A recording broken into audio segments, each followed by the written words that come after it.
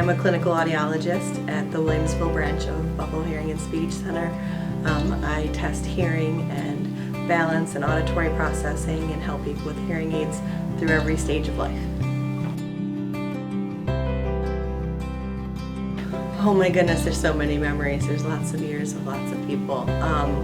Professionally, I would probably say most recently, there's just so many moments you have with patients that change their lives.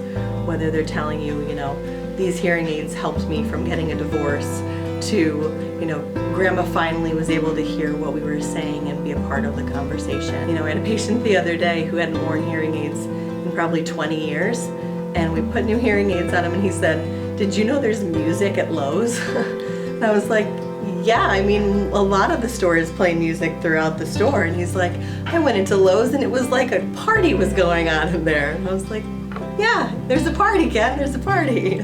Super cool. But these are the things that you get to see them as they happen.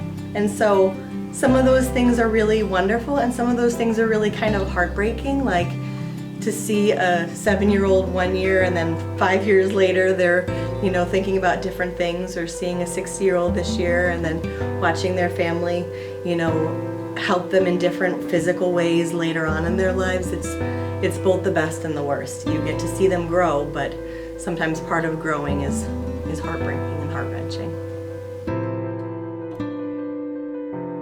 So audiology is a larger field now than it was when I was a student, but when you're looking for a school for audiology, you have to apply to all of them, because the programs that are in the country are all taking a small amount of people, and so you have to kind of play the numbers and just apply everywhere and say, you know what, if I'm going to end up in Hawaii or if I'm going to end up in Montana, it's a couple of years to learn my trade.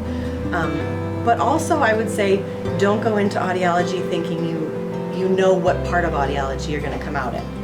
When I was in school, I thought, oh, I'm going to definitely be a pediatric audiologist. I love kids. Kids are so awesome. And I do love kids, and they are very awesome. But I find that for me, making kids do things is a lot harder to do as a practitioner than it is for adults for me to relate to.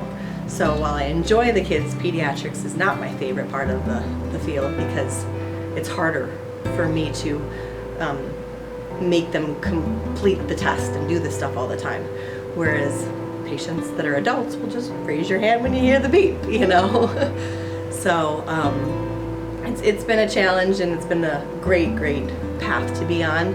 So audiology is so widespread that you can just find where you fit in. You might not be where you think you're going to. So be open.